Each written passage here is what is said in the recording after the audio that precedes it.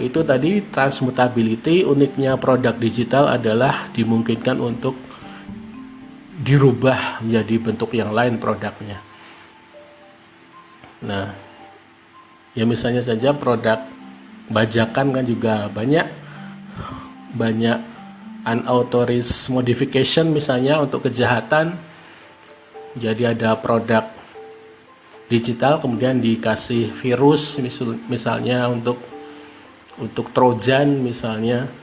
Nah, itu sangat bisa untuk di customizable. Meskipun buktinya juga ada upaya enkripsi dan juga ada upaya autentifikasi, misalnya dikasih watermark dan lain-lain. Itu adalah untuk menjaga privasi dan integrasi dari dokumen tersebut, bahwa dokumen tersebut asli, tidak diedit-edit gitu. Jadi bisa dibilang transmutability adalah salah satu karakteristik dari produk digital. Kemudian karakter berikutnya adalah reproducibility. Jadi karakteristik dari produk digital yang paling unik adalah bahwa produk digital ini dapat dengan mudah direproduksi, diperbanyak, disimpan, dan ditransfer ke sana kemari dengan mudah gitu ya.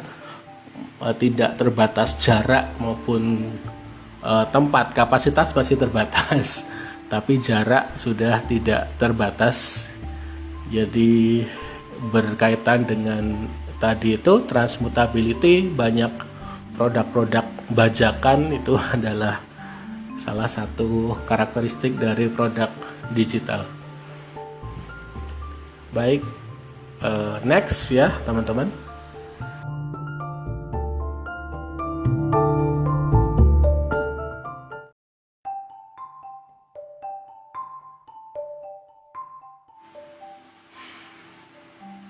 Baik, next teman-teman bug lovers. Kemudian masih tentang produk digital, tadi tentang karakteristik dari produk digital.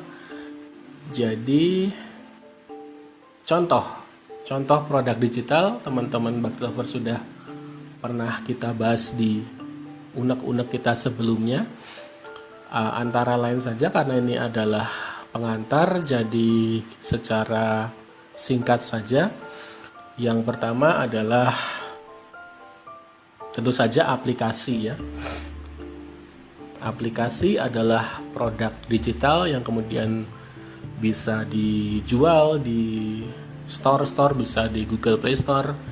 Kemudian untuk mendownload aplikasi tersebut harus membayar dulu untuk menggunakan aplikasi tersebut.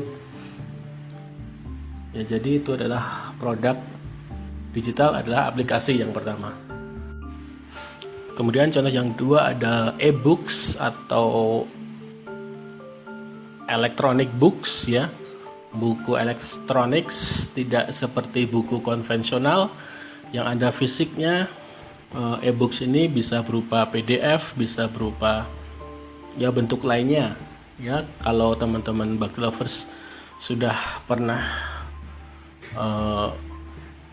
ya di Google Bookstore kan ada banyak e-books di sana. Bisa dibeli kemudian di download berupa PDF untuk kemudian filenya bisa dimasukkan di komputer ataupun di HP untuk dibaca secara offline. Jadi itulah e-books. Jadi tidak memerlukan fisik tapi berupa soft file saja. Jadi e-books ini juga bisa dijual lewat Amazon Kindle Store atau juga lewat website pribadi misalnya untuk menjual e-books. Bisa e-books apa saja, e-books ya apa saja, buku kita bisa buku novel atau buku non fiksi atau buku fiksi, buku komedi atau buku romantis berupa electronic books.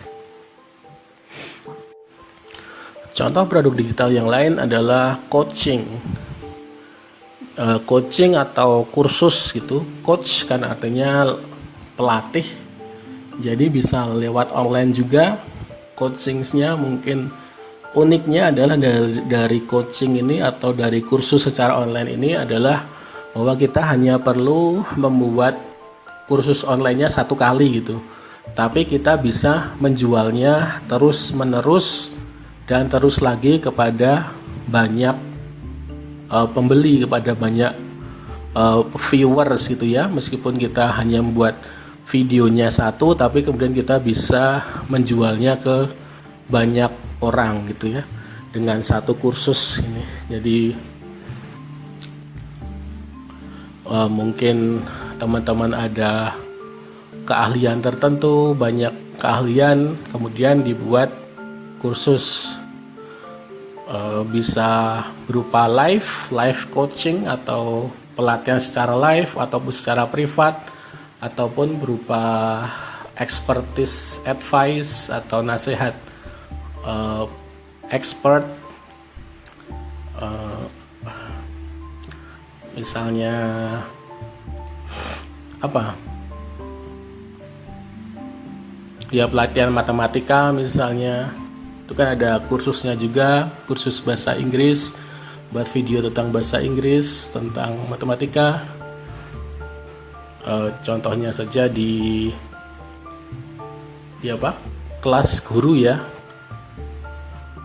yaitu ruang guru, itu juga online course, adalah produk digital. Jadi kursus tapi secara online bisa termasuk sebagai produk digital. Baik, next, kemudian paid newsletter. Jadi newsletter atau bulletin gitu ya, ini termasuk dalam kategori email marketing yang berisi pemberitahuan ataupun update terbaru dari suatu perusahaan untuk deretan atau daftar orang-orang tertentu saja yang sudah menjadi langganannya. Jadi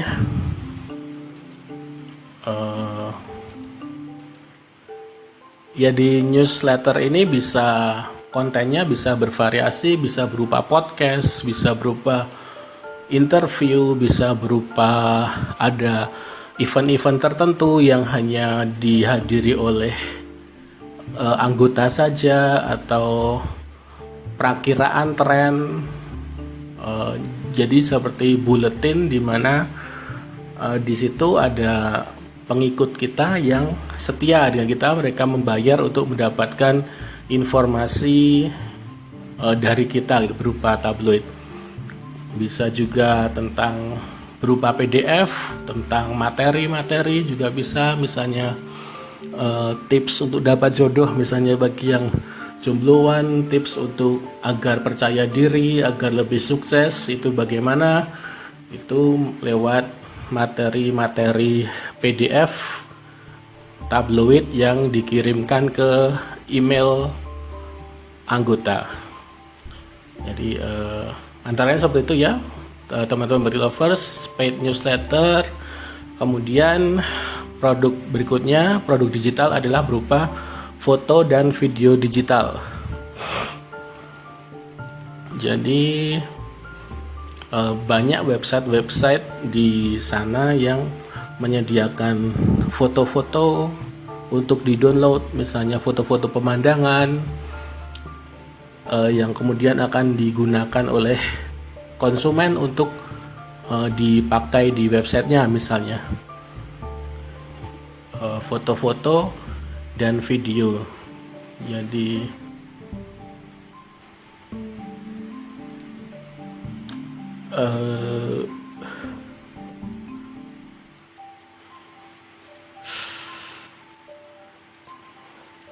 ya, misalnya foto-foto templates ya. Templates tadi belum. Produk digital yang lain adalah templates juga. Templates berupa foto, berupa video, atau mungkin kalau teman-teman pintar dalam editing, itu bisa membuat template opening YouTube misalnya, atau template grafik, template berupa foto atau video yang bisa dipakai untuk di Facebook cover photos atau banner di Facebook, sehingga orang-orang itu akan butuh produk tersebut, butuh untuk digunakan di Facebook mereka itu. Ya, jadi ada template juga merupakan contoh produk digital.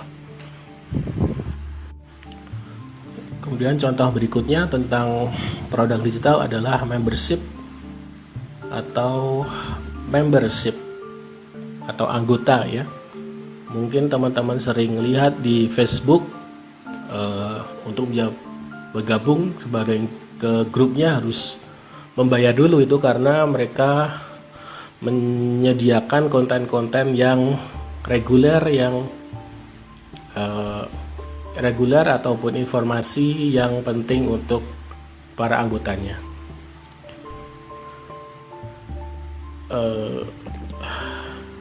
Ya, jadi itu tadi teman-teman, misal salah satu contohnya, antara lain contohnya ya, teman-teman mungkin bisa menyebutkan yang lain, ada banyak lagi contoh dari produk digital. Jadi itu adalah salah satu karakteristik dari bisnis digital, bahwa produknya pun adalah digital. Oke, kita lanjut lagi.